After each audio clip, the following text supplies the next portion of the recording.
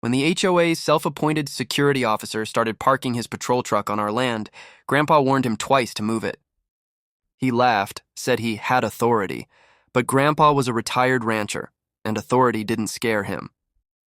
The third time that truck showed up, Grandpa's tractor dragged it straight into the creek. Our family's land sat on the edge of the new Pine Hollow Estates development, a quiet little valley that had been ours for 3 generations. We raised cattle there once, though these days, it was mostly open pasture, a big red barn, and my Grandpa Joe's weathered farmhouse overlooking the creek. When developers came in a few years back, Grandpa sold a few acres, just enough to fund his retirement. But he kept the rest, including the creek and the land that sloped up to the road. The new homeowners association, Pine Hollow HOA, managed the subdivision next door. And like every HOA, they had their rules, their fines, and of course their Karen. Her name was Cynthia Dalton, the HOA president. She ran the neighborhood like a small-town sheriff, if sheriffs handed out fines for grass height and mailbox color.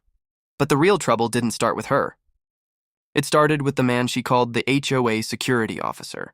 His name was Brent, a self-proclaimed retired police consultant, though Grandpa said he was probably just a mall cop with an attitude problem. He drove around the subdivision in a white pickup truck with Pine Hollow HOA security magnet stickers on the sides, lights mounted on top, and a scanner in the dash like he was part of the FBI. At first, he mostly harassed the new residents, checking if they parked too long on the street or left trash bins out. Then one day we noticed something different. His truck parked right on our property. It was a hot June afternoon. I came down the dirt road with a load of fencing supplies when I saw Grandpa standing by the fence line, hands on his hips, staring at that white pickup sitting halfway in our grass. "Who's that?" I asked.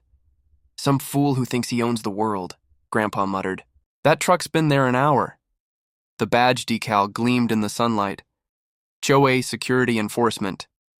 Grandpa walked over, rapped his knuckles on the driver's window. "You lost, son?" Brent rolled the window down, not even looking guilty. "No, sir. HOA patrol, just keeping an eye on the area." "You're on private land," Grandpa said flatly. "This isn't your HOA property." Brent smiled like he was talking to a child. "We've got authority to park here under community safety ordinances." Grandpa raised an eyebrow. "Your community ends at that fence. You're trespassing."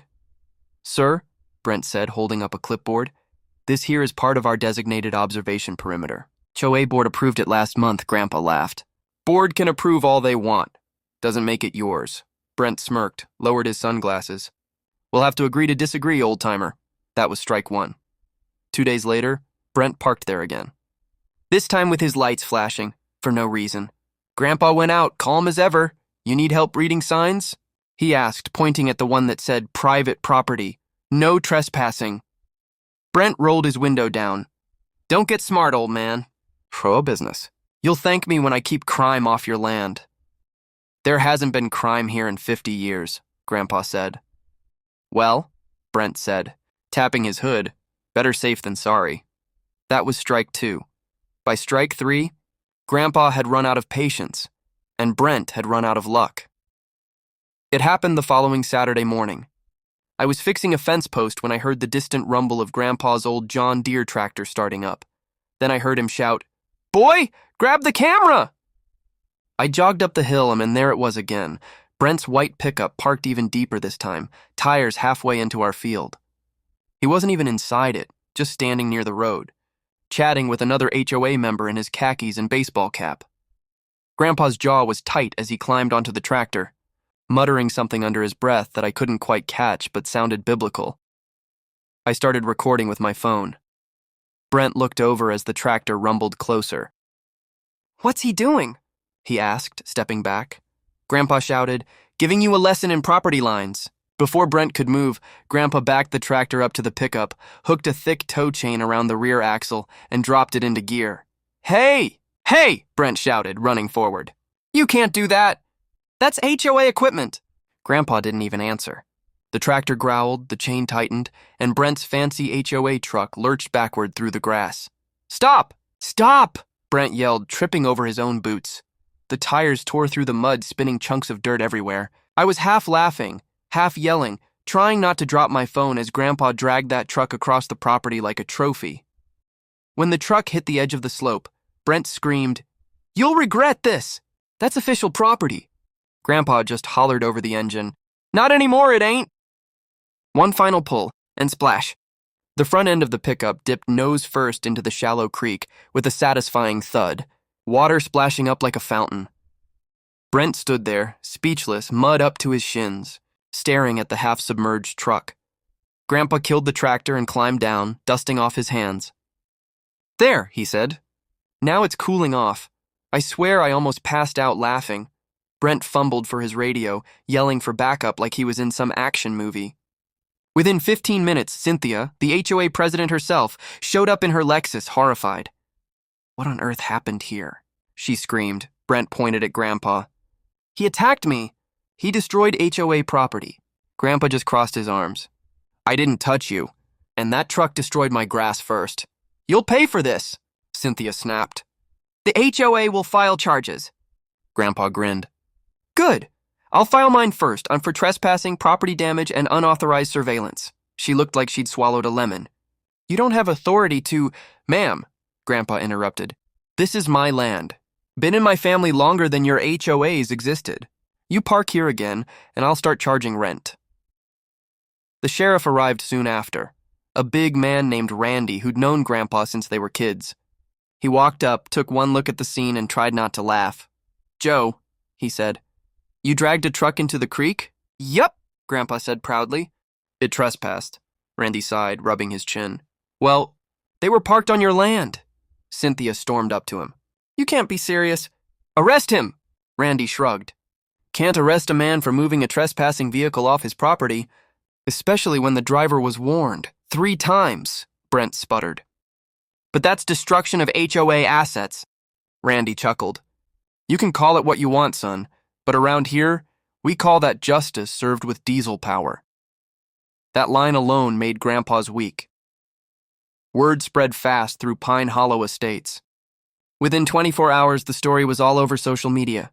Neighbors whispering, videos circulating. My clip alone got over 50,000 views in a day.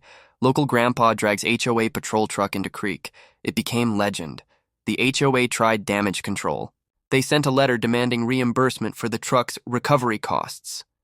Grandpa mailed it back with 3 words scrawled across it: "Bill your own stupidity." When that didn't work, they called a board meeting and invited us to discuss the matter. Grandpa went, in his overalls, boots still caked with mud. Cynthia stood at the head of the table fuming. "Mr. Miller, we need to come to an agreement." "Sure," Grandpa said, leaning back in his chair. "How about you stay off my land and we agree we'll both sleep better?" One of the younger board members snickered. Cynthia glared. "Your actions caused property loss, embarrassment, and damage to HOA credibility." Grandpa grinned. "Credibility? You mean the kind you had when your rent-a-cop trespassed on a 70-year-old's field?" She turned red. "You will pay restitution." Grandpa stood up. "Ma'am, if you ever send that man near my property again, I'll drag him into the creek next time instead of the truck." The board fell silent. Then one of the newer members cleared his throat. "I move that we issue a formal apology and close this matter."